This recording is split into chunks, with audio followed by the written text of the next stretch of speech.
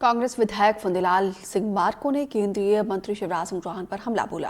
कांग्रेस विधायक ने शिवराज सिंह चौहान पर जनता को धोखा देने और वादा पूरा नहीं करने का आरोप लगाया और विधायक फुंदीलाल ने कहा कि धान के दरों में बढ़ोतरी का वादा करके किसानों के साथ मोहन सरकार और केंद्रीय मंत्री शिवराज सिंह चौहान ने धोखा दिया है, जिसके लिए शिवराज सिंह चौहान को इस्तीफा देना चाहिए।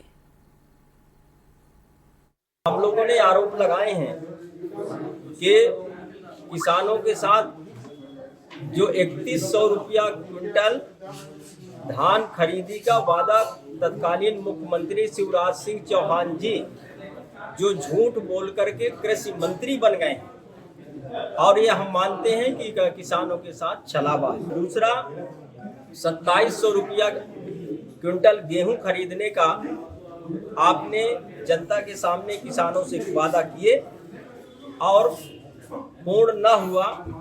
आज 2300 रुपया क्विंटल धान खरीदी हो रहा है। इससे किसान व्यथित हैं, दुखित हैं और हम मानते हैं कि किसानों के साथ छलावा हुआ है। रानी दुर्गावती यूनिवर्सिटी के vice chancellor professor Rajesh Kumar Verma पर गंभीर आरोप लगे हैं। महिला कर्मचारी ने अश्लील हरकत करने का आरोप लगाया है और वाइस चांसलर के खिलाफ राज्यपाल और राज्य महिला आयोग के साथ साथ उच्च शिक्षा विभाग के नाम पर पत्र लिखकर इसकी शिकायत की है। शिकायत में अशोभनीय टिप्पणी, अभद्र इशारे, उत्पीड़न और परेशान करने वाले स्टेट स्टाफ सदस्यों को बचाने की गुहार लगाई है। महिला ने आपके ऊपर आरोप लगाया छेड़छाड़ को लेकर, इस पर क्या कहेंगे आप? ये एक्चुअल में जब आपका फ़ोन आया तो आपसे ही जानकारी मुझे मिली कि इस तरह का कोई विषय है।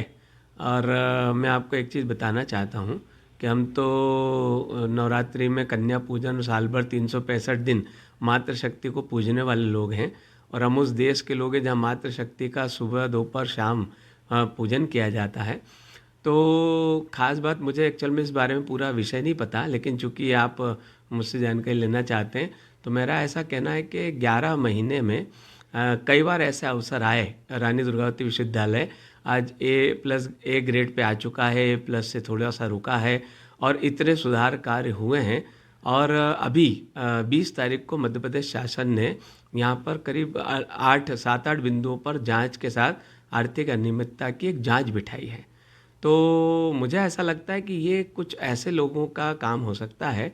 अब उनने शिकायत की कि नहीं की, क्या विषय मुझे नहीं पता, लेकिन कई बार ऐसा मौके आए हैं, ऐसे विषय आए हैं जिससे विश्वविद्यालय में दूसरी समस्या इकट्ठी हो और विश्वविद्यालय आगे बढ़ने से बचे। या हो सकता है कई लोग जो कहीं ना कहीं जांच से प्रभावित हो सकते हैं और किसने फैलाया है ये विषय मुझे नहीं पता। तो ऐसा कोई विश्वविद्यालय में इस तरह का माहौल नहीं रहता है। विश्वविद्यालय परिवार के सारे लोग एक परिवार की तरह कार्य करते हैं और सभी लोग एक दूसरे का सहयोग करते हुए कर रहे हैं।